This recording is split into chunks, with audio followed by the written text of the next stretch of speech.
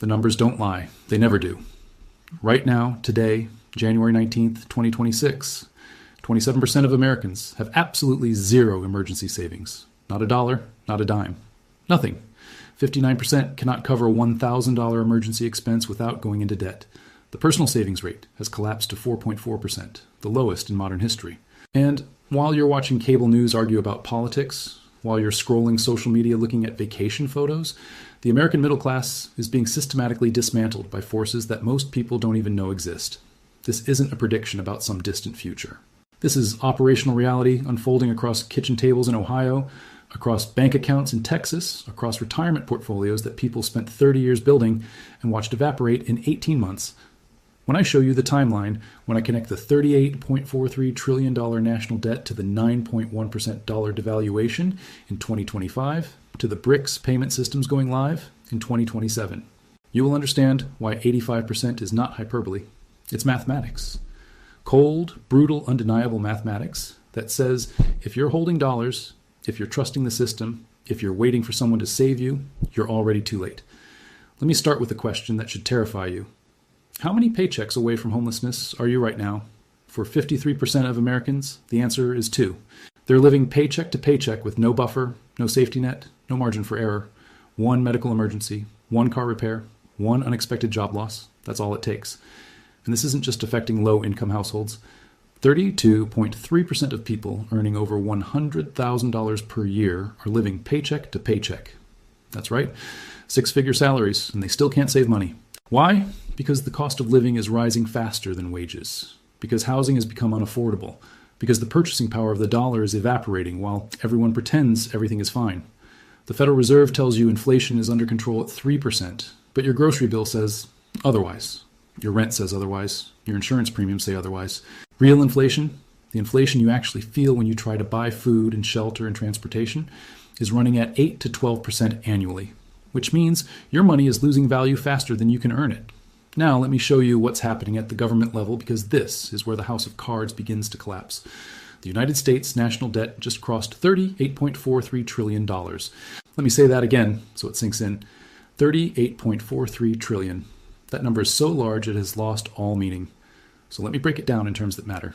The debt is growing at $8.03 billion per day. Not per month, per day. That's $334.48 million per hour, $5.57 million per minute, $92,912 per second.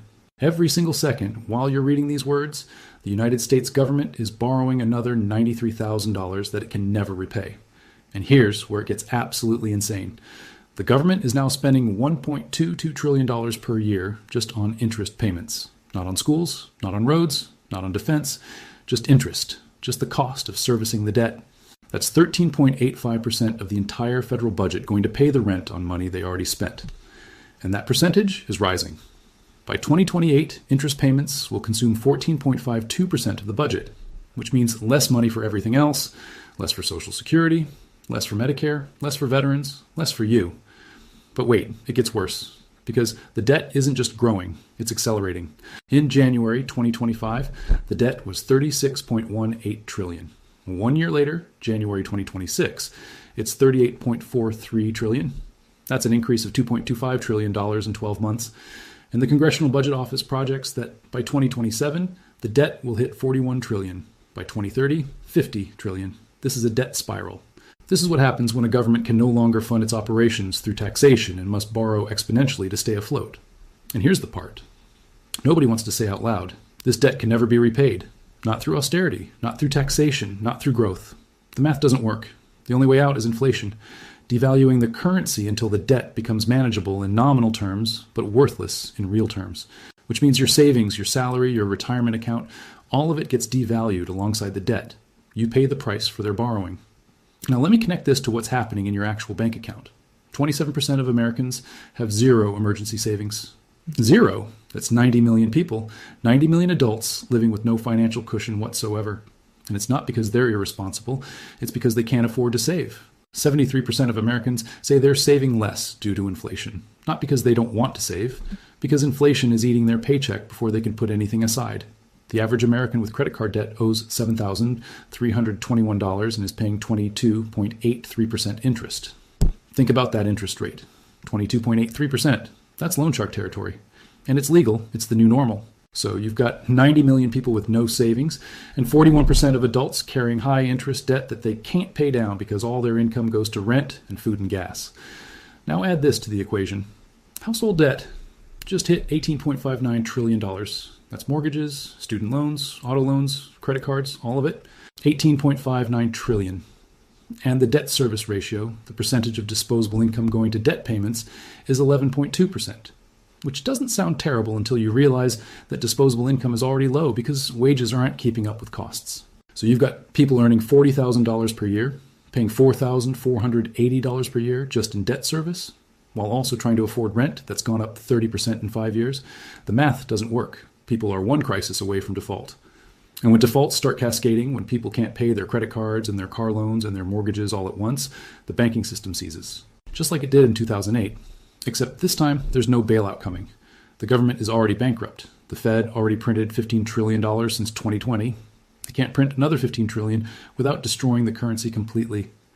Now let me show you what's happening to the dollar itself, because this is the linchpin of the entire system.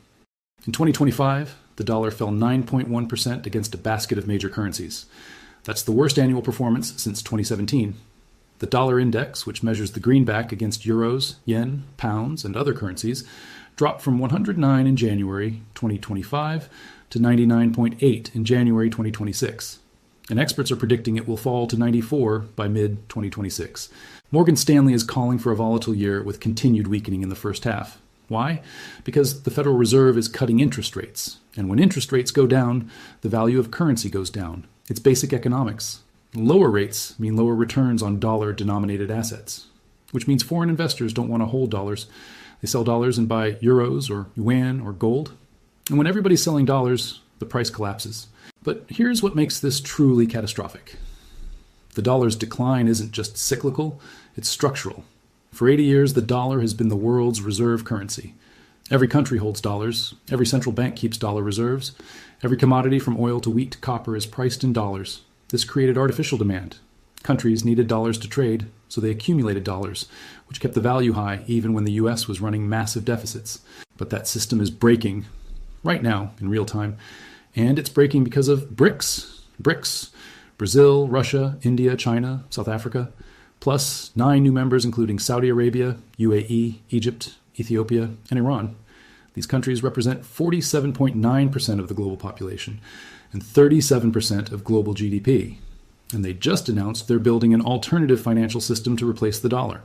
Not in 10 years, not in 5 years. Right now, the BRICS pay system is already live. It connects Russia's SPFS, China's CIPS, and India's UPI into one unified payment network.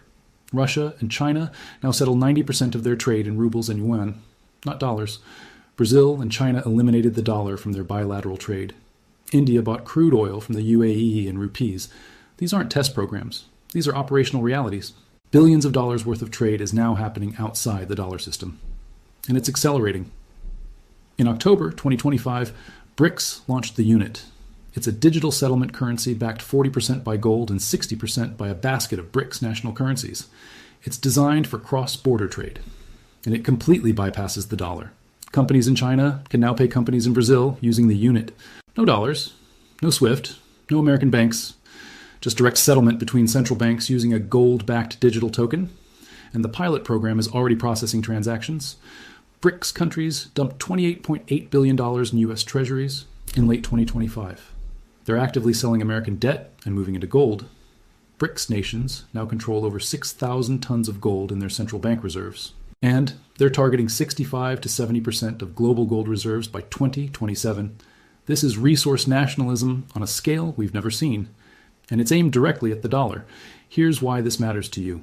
When foreign countries stop buying U.S. debt, when they stop holding dollars, when they build alternative payment systems that don't need dollars, the value of the dollar collapses. And when the dollar collapses, everything priced in dollars becomes more expensive. Your gas, your food, your electronics, your medicine, everything. Because America doesn't produce much anymore. We import 70% of what we consume. We import from China, from Mexico, from Southeast Asia, and we pay for it with dollars. But if those countries don't want dollars anymore, if they demand yuan or the unit or gold, then we have to buy those currencies first. Which means we have to sell dollars. which drives the dollar down further. It's a death spiral, and we're already in it. Now let me show you the timeline, because this is where it becomes undeniable. January 2026. The dollar is at 99.8. BRICS Pay is operational. The unit pilot is live. American household savings are at historic lows. Debt is at historic highs. The government is borrowing $8 billion per day just to stay open. First quarter 2026. The Federal Reserve continues cutting rates. The dollar falls to 96. BRICS trade in local currencies increases to 75% of intra-block commerce. China announces it will accept yuan for all oil purchases from Saudi Arabia and UAE. This removes another $200 billion per year of demand for U.S. currency.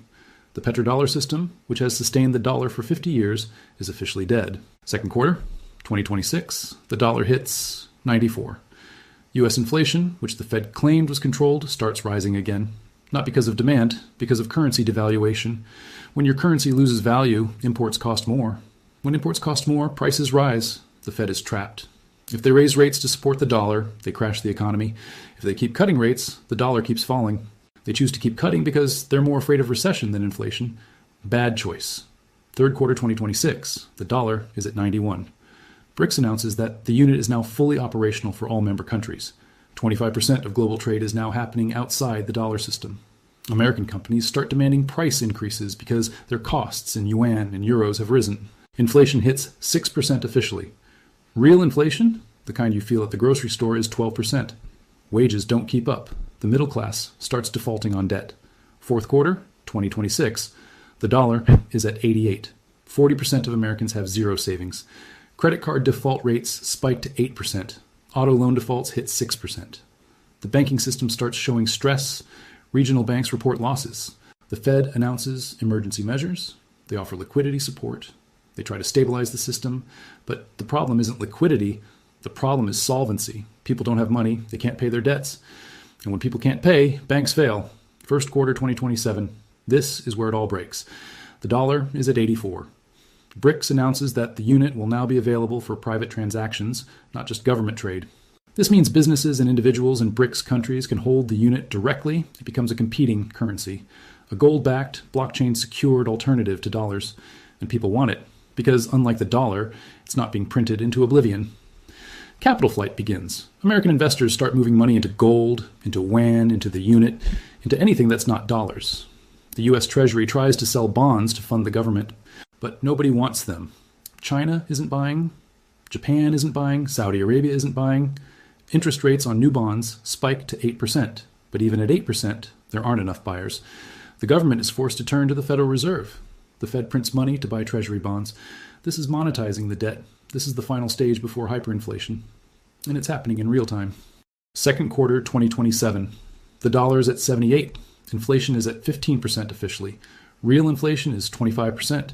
Gas is $9 per gallon. Bread is $8 per loaf. Rent has doubled in 2 years. People are desperate. They're liquidating retirement accounts just to pay for food. 60% of Americans have zero savings. 40% have defaulted on at least one debt.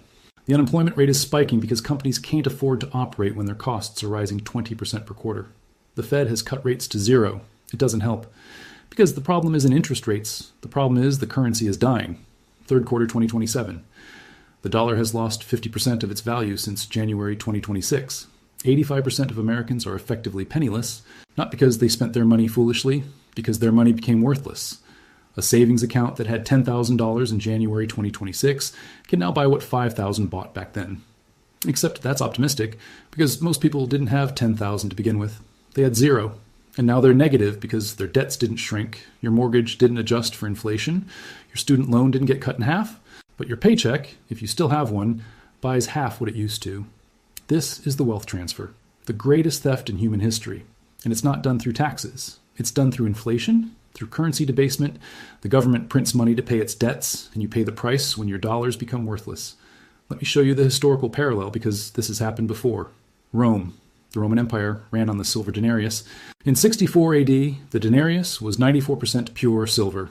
By 265 AD, it contained 0.05% silver. It was copper with a thin wash of silver paint. The empire debased the currency to fund endless wars and welfare programs. And the result was prices increased by 1,000%. The savings of the middle class were wiped out. The economy collapsed into barter. The legions refused to accept the currency. They demanded gold or land. When the army stops accepting the money, the empire dies. And Rome fell into 3 centuries of darkness. We are watching the same pattern. The dollar in 1971 was backed by gold. Nixon closed the gold window.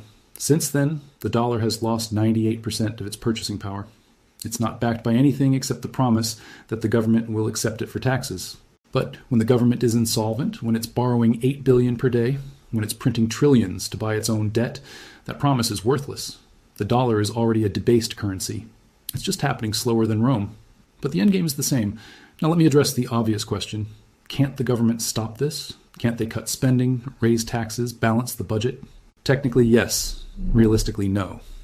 To balance the budget right now would require cutting federal spending by 40% or raising taxes by 70%. Neither is politically possible. If they cut spending by 40%, Social Security gets gutted. Medicare disappears. Defense collapses. Millions of government employees lose jobs. The economy crashes immediately. If they raise taxes by 70%, businesses shut down. Investment flees. The economy crashes immediately. There is no painless solution. There is no middle path. They're trapped. And they know it, which is why they're choosing the path of least resistance. Print money, devalue the currency, hope they can hold it together long enough to retire and let the next generation deal with the consequences. Except the consequences are arriving ahead of schedule, because BRICS accelerated the timeline. By building an alternative system, by moving trade outside the dollar, they've removed the artificial support that kept the dollar elevated despite America's debts. Now the dollar's value reflects economic reality, and economic reality is brutal. Here's what you need to understand about 85%. That number isn't chosen randomly. It's based on the current distribution of wealth. Right now, 50% of Americans own less than 2.6% of national wealth. The top 10% own 70% of national wealth. When hyperinflation hits, when the dollar loses half its value or more, the bottom 50% are wiped out completely. They had nothing to begin with. Now they have negative because their debts are denominated in nominal dollars that don't adjust. The next 35%, the middle class, gets devastated. Their savings evaporate. Their retirement accounts, even if invested in stocks, don't keep pace with real inflation. The paper wealth is there, but the purchasing power is gone.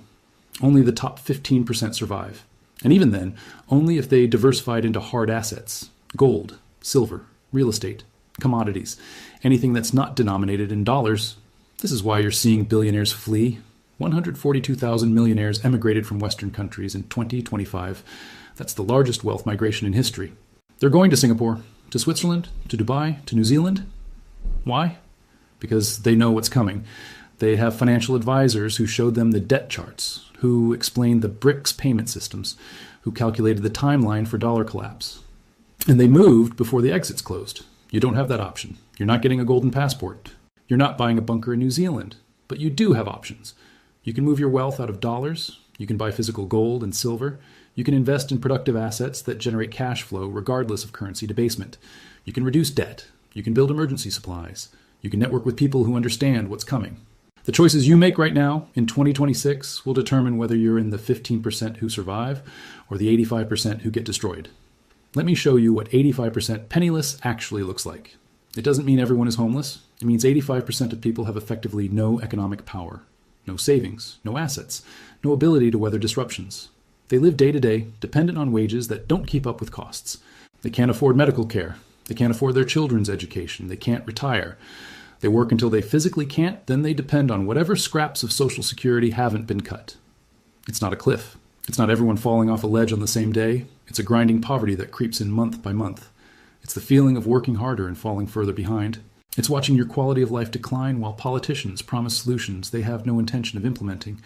It's realizing the American dream wasn't a promise. It was a pyramid scheme. And the early entrants got rich while the late entrants got crushed. Now let me show you why 2027 is the critical year. Because BRICS isn't waiting. Their payment systems are launching in 2026 through 2027. The unit is going from pilot to full operational deployment. BRICS Pay is being integrated into national banking systems across 47% of the world's population. By mid-2027, you'll be able to walk into a bank in Mumbai and send money to Sao Paulo using the unit without ever touching dollars. That's when the dollar demand craters. That's when the treasury auction failures become common. That's when the Fed is forced to print at unprecedented scale. That's when inflation breaks double digits and doesn't come back down. 2027 is the year the old financial system collapses and the new multipolar system replaces it. And if you're holding dollars, if you're trusting dollar-denominated assets, you're on the wrong side of history. Now let me address the counter-argument, because I know what you're thinking. This sounds like doomsday prediction. Surely the government has a plan. Surely the Fed knows what they're doing. Surely this can't happen in America. You're right to be skeptical. But consider this. In 2007, if someone told you the housing market would collapse and take down Bear Stearns and Lehman Brothers and require trillions in bailouts, you would have said impossible. The government won't let that happen, but it did happen. In 2020, if someone told you the government would print $15 trillion in 2 years and lock down the entire economy, you would have said impossible. That's not America. But it happened. The impossible keeps happening because the system is breaking. Each crisis is bigger than the last. Each response requires more money printing. Each round of money printing makes the next crisis worse. We're in a doom loop, and the only way out is collapse and reset. The question isn't if, the question is when. And based on the timeline I've shown you, based on the BRICS deployment schedule, based on the debt spiral, the when is 2027. Here's what you need to do right now. First, reduce debt. Every dollar of debt you pay off is a dollar you don't owe in a currency that is collapsing. If you have high interest credit card debt, prioritize that. If you have a mortgage, consider whether you want to pay it off early or let inflation erode it. That's a complex calculation. But generally, reducing debt reduces risk. Second, diversify out of dollars. I'm not saying sell everything and buy gold tomorrow, but start moving a portion of your savings into assets that aren't denominated in dollars. Physical gold and silver. Foreign currencies, Bitcoin if you understand the technology, real estate that generates rental income, productive businesses, anything that holds value independently of the dollar system. Third, build emergency supplies, food, water, medicine, essentials. Not because society is collapsing tomorrow, but because when inflation hits, when supply chains disrupt, when prices spike, you want 3 to 6 months of runway. You want the ability to weather disruptions without panic. Fourth, increase your income. I know that's easier said than done, but whether it's a side business, a second job, learning new skills, anything that increases your earning power increases your options. When inflation is running at 20%, a 5% raise is a pay cut. You need to be increasing income faster than costs, or you're losing ground. Fifth, network. Connect with people who understand what's coming. Build community. Because when systems fail, when governments fail, when money fails, the thing that survives is relationships. The people you can trust, the people you can trade with, the people who will help you when official channels break down. This is not financial advice. I'm not a licensed advisor. I'm someone who reads the data and connects the dots and sees the same pattern that has destroyed every fiat currency in history. From Rome to Weimar Germany to Zimbabwe to Venezuela, the pattern is always the same. Government runs deficits. Government prints money. Currency loses value. Prices explode. Middle class gets wiped out. Only people holding hard assets survive. We are in the middle stages of this pattern. The debt is unsustainable. The money printing is accelerating. The foreign abandonment of the dollar is happening. The inflation is rising. The only stage left is the collapse. And the collapse happens when the majority realize what's happening and panic. When everyone tries to get out of dollars at the same time. That's the bank run moment. That's when the government implements capital controls to prevent you from moving your money. That's when they freeze accounts and limit withdrawals and force you to take the loss. You have a window, maybe 6 months, maybe 12. But the window is closing. And once it closes, you're stuck holding currency that is worth half what it was and assets that you can't access. 85% of Americans will be penniless by 2027 because 85% of Americans are either already penniless or holding their wealth in dollars or dollar-denominated assets. The statistics are clear. 59% can't cover a $1,000 emergency right now. That's 61% of the population that's already at zero. Add in the people with savings. But it's all in bank accounts or 401ks denominated in dollars. That's another 24% who think they're safe but aren't. Because when the dollar collapses, your 401k number might stay the same or even go up. But what it can buy collapses. If you have $100,000 in your retirement account today and it grows to $120,000 by 2027, you're not wealthier. You're poorer. Because that $120,000 will buy what $60,000 buys today. Maybe less. The number is meaningless. The purchasing power is what matters. And purchasing power is being destroyed by design. This is the final warning. Not because there won't be other warnings, but because this is the last warning before the timeline runs out. The debt is growing at $8 billion per day. The dollar fell 9% in 2025. BRICS systems go live in 2027. The math is inexorable. The outcome is inevitable. The only question is whether you prepare or whether you freeze, whether you act on information or whether you hope it goes away. Hope is not a strategy. Denial is not protection. 85% will do nothing. They'll read this and think it's interesting and go back to their lives and be blindsided when their world collapses. Don't be in the 85%. Be in the 15% who saw it coming and acted. The clock is ticking. The window is closing. And history will not be kind to those who ignored the warnings. 2027 is closer than you think. And when it arrives, when the system breaks, when your dollars are worthless, don't say you weren't told. You're being told right now. The question is, are you listening?